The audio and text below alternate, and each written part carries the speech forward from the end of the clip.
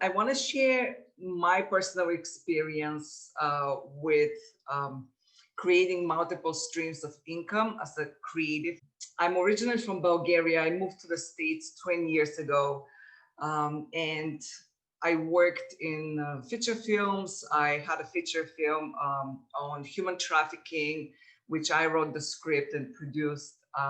And then later on, I transitioned to film production and then to TV. So the last 10 years, I worked for a TV station, and basically I did most of the times I do unscripted short social documentaries. And a few years ago, I decided that I wanted to create something of my own and to have my own business. I always admired entrepreneurs and freelancers, and it seemed very cool. So I started a few businesses. I failed very fast. And what I found out why I failed was because I didn't have strong enough why I started those businesses and why I started my side hustle. And I wanted everything to be so quick and to have this passive income quickly while I sleep, because everybody was talking about this passive income. And I just didn't realize what it takes and how long it takes. So I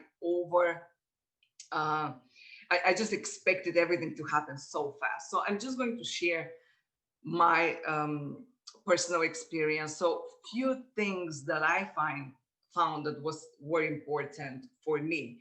One is the strong why. So why you want to start that side hustle or freelance business. Is it to help people? Is it to have location-free lifestyle? What is it? But it has to be, at least for me, it had to be very, very strong, because in the times when there are challenges, and there certainly will be challenges, probably most of you know, if you don't have that strong why, it's very easy to revert back and not to continue. So that was one important thing for me that I find out. The other thing was the difference between a freelancer and entrepreneur. I noticed there's a difference, and the way of thinking and the way of approaching the business. And one was that for me, freelancing was more trading time for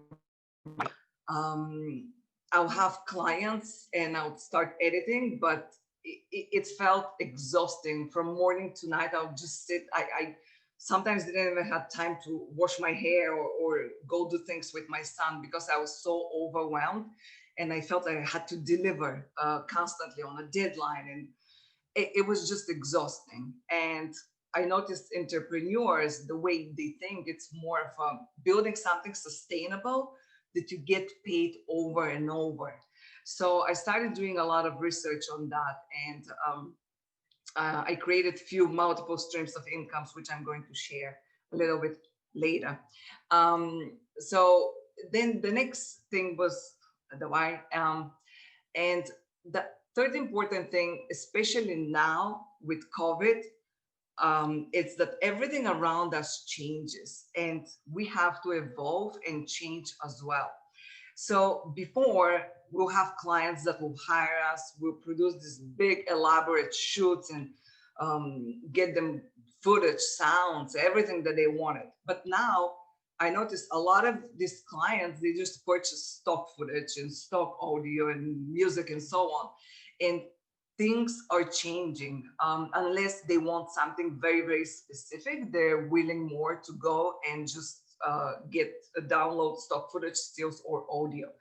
And I believe it's very important as a creators to evolve as well. So instead of resisting that change, to maybe start being part of the change. So maybe creating a stock footage or stills and audio and so on. And we'll talk about that as well.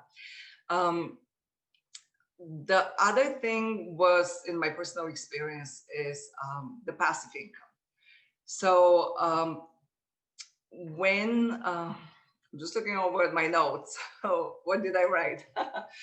When is the best time to start a side hustle? And I'm sure many of you have your own businesses. You already started your side gigs. But for those of you that are still thinking about starting something, in my experience, the best time was when you're at your 9 to 5 job, or you have some sort of an income. So that way, you're not stressed out, you're not desperate for income, you're not taking any clients, you're not undercharging and over delivering all the time. I mean, of course, in the beginning, I also undercharged and over delivered just so I can build that body of portfolio. But I found that when I had a regular income, I was not stressed out. So sometimes I would say, you know what, I'm not even going to take this job.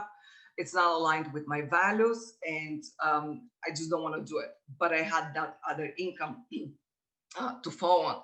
So I find that that is the best way to start. So you can build something that you really, really love and you're proud of, and not just something that you can make money and trade up your time for money.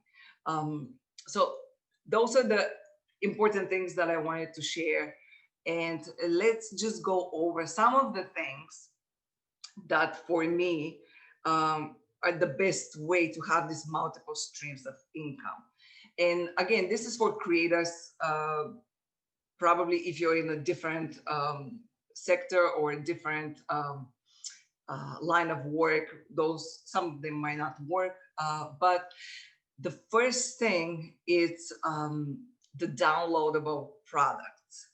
So I already mentioned that a lot of people use stock footage. And for me, that's amazing, because when you go on sites like audio blogs and video blogs, they merged it now, it's called story blogs, but you can become a content creator over there and you can turn your stock video, stock audio, and so on. But you will see this amazing array of stock footage. And then you wonder, why would somebody hire you to shoot that if they have it over there? It's a great quality. They can choose the length they want. They can choose everything that they want up front.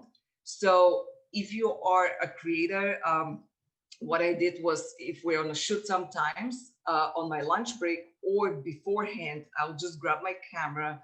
And before that, I will think about the location. Let's say we're shooting by the beach. For example, I'll just grab my camera on my lunch break or after we're done with the shoot or before, and just go and grab stock footage that is theme oriented. So let's say beach, so birds, sand, beach, clouds, people walking, and so on.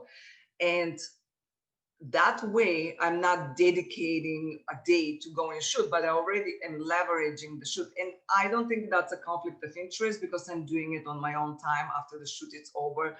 I'm not using the client's camera. I'm not using the client's time, but I'm doing it on my own, because otherwise, if you're doing during work hours, that's a conflict of interest.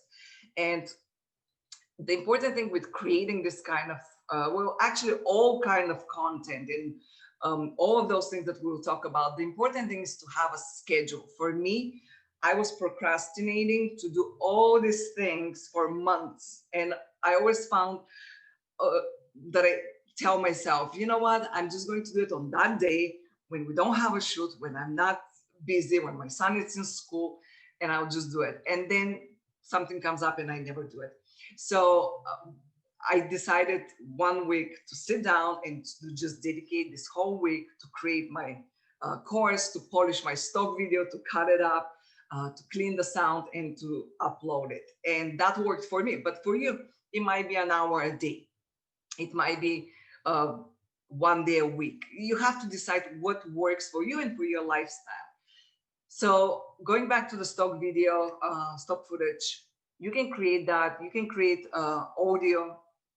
I have friends that are musicians, and what they do is they grab a mic with the sound recording gear and they just go out and get birds and people cutting wood or the beach waves and so on, and they upload it. And again, this is not a fast making fast money. This is over time.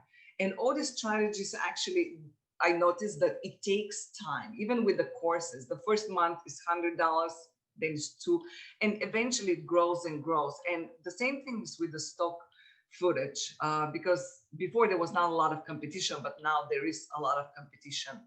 And the good thing with sites like stock, story, what was that? Audio blogs, story blogs. They combined it now. It's story blogs, but you can see what's trending, and you can start gearing your content towards that. So if now it's trending airplanes, you go and shoot more of that if you can, of course. That goes with photos, motion graphic templates. I know a lot of people that are After Effects wizards. They'll create motion graphic templates and they'll upload that. I use a lot of those templates when somebody hires me to do opening or closing. I use a lot of those templates, and I believe a lot of people do. So that is very lucrative deal as well. Lightroom presets, LUTs for Premiere Pro. Those are all things that if you have skills, and even if they're not advanced skills, there's always somebody that needs something a little bit more advanced than what they need. So don't let that stop you. As long as it looks professional, it follows the guidelines, just go ahead and try. And one thing that I wanted to mention in the end, but I'll mention it now, is my advice would be don't go and take all this huge portfolio of stock footage that might not even work, or create this huge course that nobody watches. What I find was that for me, I would create something small and see if that works, or create 2-3 things that are small, see if those work, whichever works, and then I'll start building on that thing that works. So that way I'm not wasting my time to create something that like people don't want.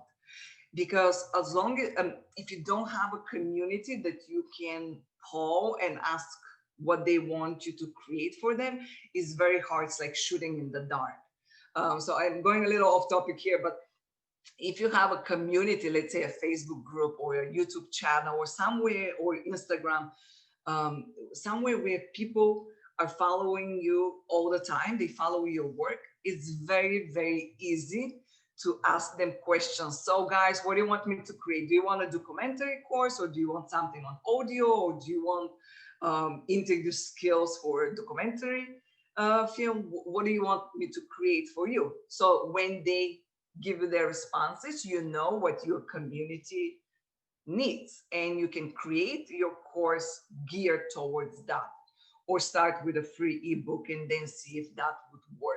So that way you're not just creating something big that nobody wants. And it's the easiest thing to sell to your community, which you polled and you know what they want. That is the best way.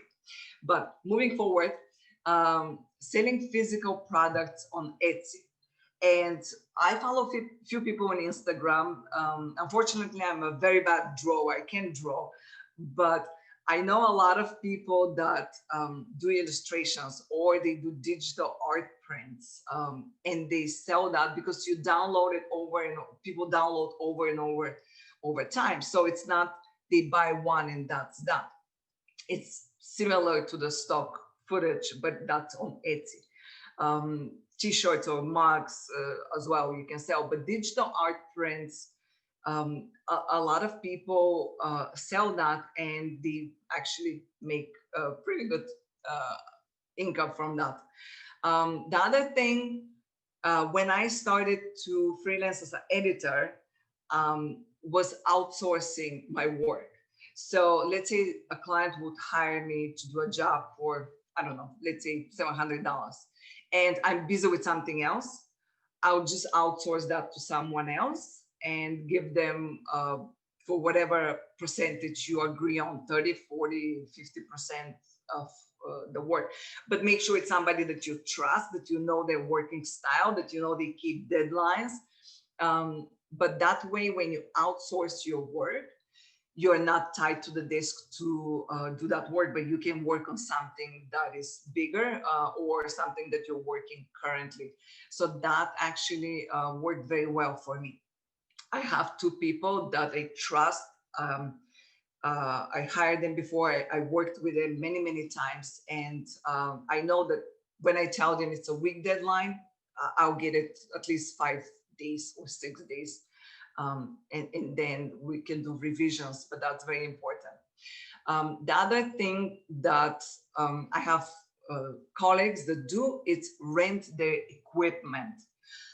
Um, I don't know in what business, of course, you are, but as a filmmaker, we have a lot of equipment, and many times people just don't have the capability of buy or store things in their apartment. So a lot of times people just rent their gear. And again, you need probably a contract if you're renting to people that you don't know. But you can rent to people that you know in the beginning and then start that way. But certainly you can rent lenses or your lighting gear or audio gear. Just, of course, you have to trust the people so they don't break the equipment. It's expensive, or you can insure it. But that's one way that also you can leverage the equipment that you have, which probably you're not using all the time. I mean, if you're using it, great, but if you're not, it's just sitting there collecting dust. So it's great to rent it. The other point is, like I mentioned before, creating a community. So a YouTube channel or a blog, I find that if you're on another platform, let's say Fiverr or Upwork, you just rely on the algorithm of that platform. So for example, Fiverr is a great platform, and I get a lot of clients from Fiverr. You have to know how to work it. So it took me probably a year until I figured it out, the things, how actually works and what is the best way to raise the prices and so on, because there are a lot of people on Fiverr that will do things for very little money. So on, let's say you're on Fiverr, but you rely on the Fiverr's algorithm. And recently they introduced something that you have to pay to promote your gigs, which before was not the case. Before you would just, I don't know how the algorithm works, but I'm assuming the more you do, the better ratings you have, the more work you do, the more batches you earn, and then the algorithm pushes you forward. So they have like a top rate, top talent, and I think they have 3 tiers. But now you have to pay $2 or $5 budget a day so they can promote your gig. And if you're relying only on Fiverr, on one platform, then you're on the discretion of their algorithm and their rules. So that's why it's great to have multiple streams of income, but also to have your own community. I used to have a Facebook group, and I used to create courses. I don't anymore, but I used to create courses for that Facebook group. And I used to do what I was sharing before with you.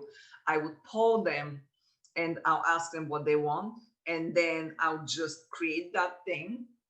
Even sometimes I would just sell it before I even created it. And then the start date would be a month later, and I'll have a month to create the course. So I rarely created a course that I had to sell afterwards. Everything was before that.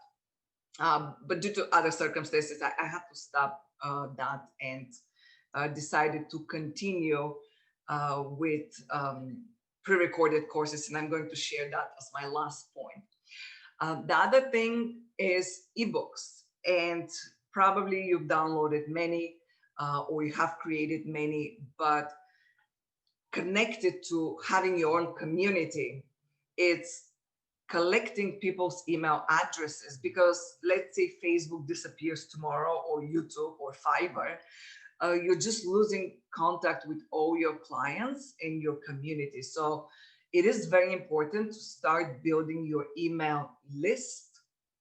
And a great way to build your own list is giving something free. So people can download it gives them value, and then in exchange they give you their email address. So one day, if you decide to create courses or to sell products, you have an email list that you can just email to them, and that's your community, and those are the people that you sell.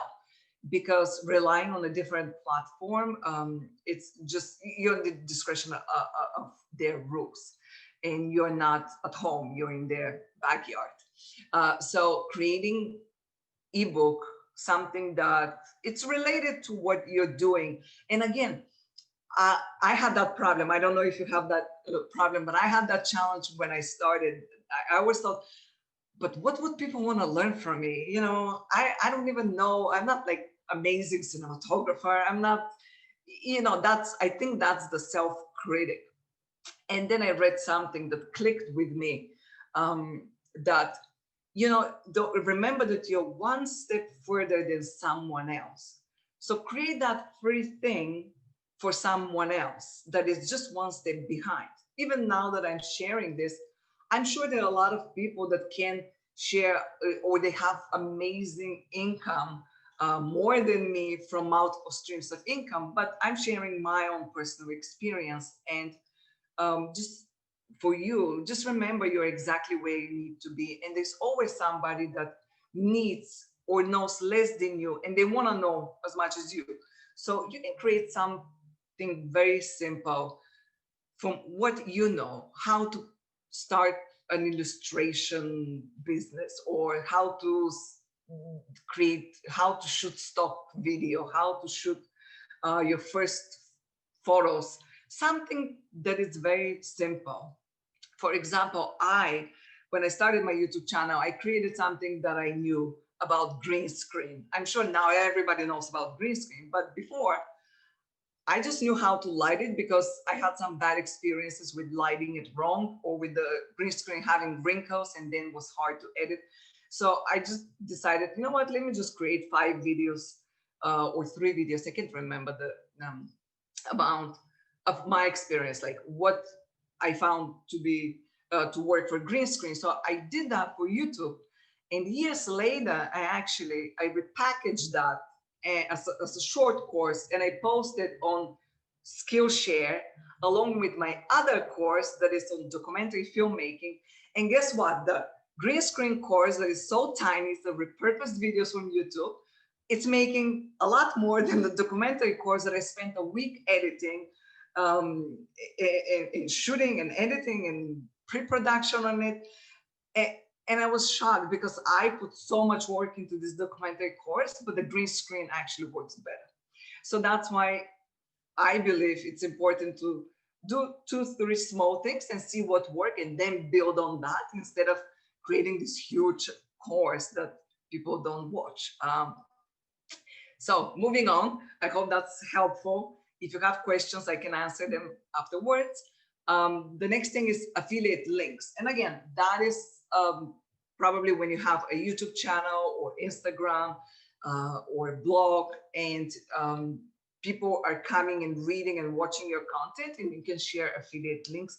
Even if you have a course on Skillshare, you can still share links, affiliate links, and make money off that. Or from the platform Kit. I'm not sure if you heard about, or if you're in the filmmaking business, but there's a platform called kit.com. I believe it's with K-I-T. And you can create your own profile with the equipment that you suggest people use. And those are links from Amazon or from whichever website you choose that you have affiliate links. So every time a person clicks on that camera or a microphone and they buy something, you make a commission. So that's also a great way. You don't promote anything. People know that website. People go always to that website if they want new gear, or they want to find out what gear to use. So they promote it for you. And that's sort of a passive income. I mean, that is a passive income because you're making money while you sleep. One other business that I read, I never done it, I have to be honest, but it's flipping websites. My colleague did it for years. He said that now it's a lot more competition than before, but you still can make a good money. So you buy a domain, wait, and then when the price is right, you sell. The other thing, the next point is investing in the stock market. So that is a little bit tricky. I'm not an expert on stock markets. I have friends who is helping me, but there are a lot of websites and apps that you can use for that. And I would suggest first you pay your credit card debt. If you have that, you have savings, and then you start investing. But that actually would give you, at least to me, it gave me a peace of mind that, okay, I have something that is in the market that is making money over time. So I'm not that stressed out. And again, over time, if you don't need this money right now, over years, it will make you money. Um, that is probably something not related to creatives, but I think it's very important for all of us to do that. And again, the last point is my favorite, creating courses, online courses. And you can use, I use Skillshare and Udemy. There are a lot of other a lot of other platforms, but Skillshare, it's probably my favorite. The way it's organized, the way you upload the courses, the way you have your community, you can communicate with them. And a lot of people now, due to COVID, losing their jobs and the unemployment, they transition to different things. And a lot of people want to learn a new skill. So if you have a skill that people can learn, I believe it's incredible to create courses. Not only that, but you're helping someone else. Um, you're sharing your gifts. And I think that's the most important thing for me. Going back to the beginning of the importance of knowing your why, for me, it's very important that what I've learned in these years, information is very cheap. You can find it on YouTube. You can find it anywhere. So holding it inside me, it's not doing me any good. I always want to share with other people, and I want to teach other people what I know. And I don't know that much, but what I know, I decided, you know what, I'm going to share, and why not make some extra money with what I have to share. And for me, creating courses, I like the experience, I like the journey. And after when you upload it, it's really the satisfying experience, that feeling, at least for me. And then it is hard work, yes, for that week or few days that you're creating. But then over time, you will see.